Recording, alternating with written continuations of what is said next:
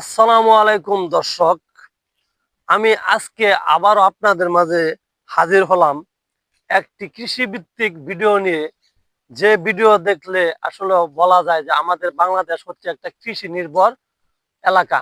আর তার কৃষি নির্ভর যোগ্য ফসলের মধ্যে এই সরিষা আপনার একটা ফসল কিন্তু অনেক অন্যতম একটা ফসল।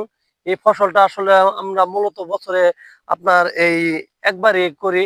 এই সরিষা থেকে কিন্তু আপনার আপনার যে আমরা খাস তেল বলি বা সরিষা তেল বলি, এটা কিন্তু আপনার উৎপাদন করা হয় আমাদের সারা বাংলাদেশের মধ্যে। আমাদের শেরপুরে কিন্তু আসলে আপনার সরিষার আবারটা বেশ অনেক জমজমাট ছিল, কিন্তু এটা আপনার ইতিপূর্বে মানে আপনার মধ্যবর্তী স্থানে এটা আসলে আপনার আহ আমরা এই ঐতিহ্যটা প্রায় হারানোর পথে ছিলাম। এখন আবার আমাদের কৃষক জেগে উঠেছে আপনার এই ফসলটাকে আপনার নিজের মতো লালন করতেছে। অনেক সুন্দর আসলে আমার দেখেন সরিষা ফুলের আসলে আপনার যে ইটা মানে প্রকৃতির যে একটা সৌন্দর্য আসলে এখন বোঝা যাচ্ছে যে এটা আমাদের শেরপুরে একটা ঐতিহ্য।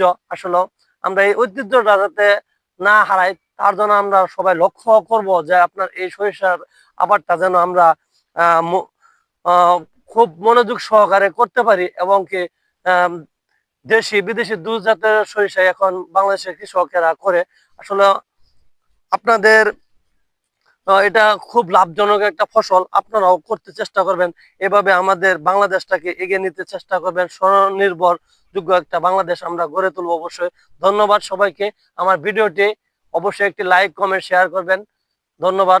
আসসালামু আলাইকুম।